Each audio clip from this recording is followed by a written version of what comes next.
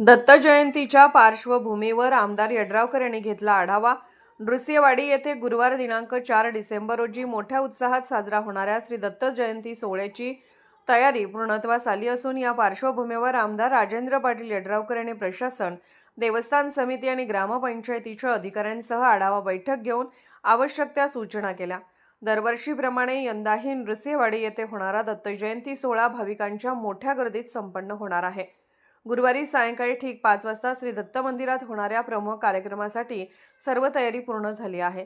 ग्रामपंचायत, श्री दत्त देवस्थान समितीने संयुक्तरित्या भाविकांसाठी आवश्यक सुविधा, स्वच्छता, प्रकाश योजना, शिस्तबद्ध रांगा, पिण्याच्या पाण्याची व्यवस्था, वैद्यकीय सुविधा, वाहन पार्किंग, वाहतूक नियंत्रण आदींचे नियोजन पूर्ण केले आहे। या संदर्भात आयोजित बैठकीत तहसीलदार अनिलकुमार हेळकर, माजी सरपंच धनाजीराव जगदाळे, सरपंच चेतन गवडी, ग्रामसेवक हेमंत कोळी यांनी उत्सवाच्या तयारीची सविस्तर माहिती आमदार यड्रावकर यांच्या समोर मांडली। आमदार यड्रावकर यांनी विशेषतः वाहतूक व्यवस्था सुरळीत ठेवण्यावर भर दिला। भाविकांची कोणतीही गैरसोय होऊ नये, विशेषतः वाहतूक कोंडी होणार नाही याची खबरदारी घ्यावी, पार्किंगसाठी वेगळ्या जागांची योजनाबद्ध रचना करावी अशा सूचना त्यांनी दिल्या। तसेच परिसरात वैद्यकीय पथक सतत सज्ज ठेवण्यासही सांगितले।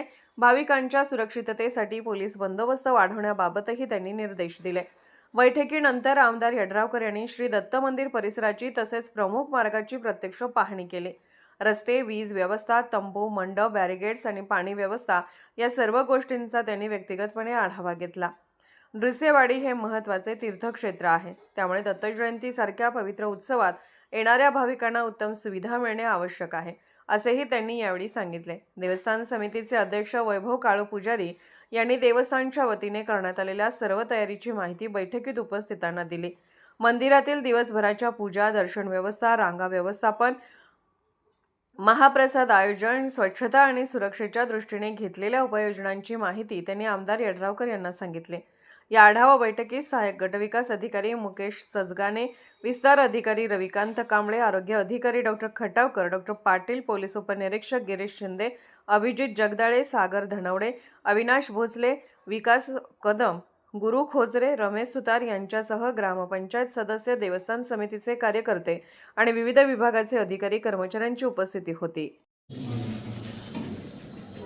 उद्या होणाऱ्या दत्त जयंतीच्या निमित्तानं एकंदरीत सगळ्याच विभागाचा आढावा या ठिकाणी घेण्यात आला। अतिशय शिस्तबद्ध अशा पद्धतीच्या येणाऱ्या सर्व भाविकांची सोय असेल किंवा सुरक्षा असेल या दृष्टीनं अतिशय चांगल्या पद्धतीची आणि चोख व्यवस्था करण्यात आलेली आहे। लोकांनी सुद्धा प्रशासनाला सहकार्य करावं ही प्रशासनाच्या वतीनं आणि लोकप्रतिनिधींच्या वतीनं मी यात्रेकरूंना सुद्धा विनंती करतो।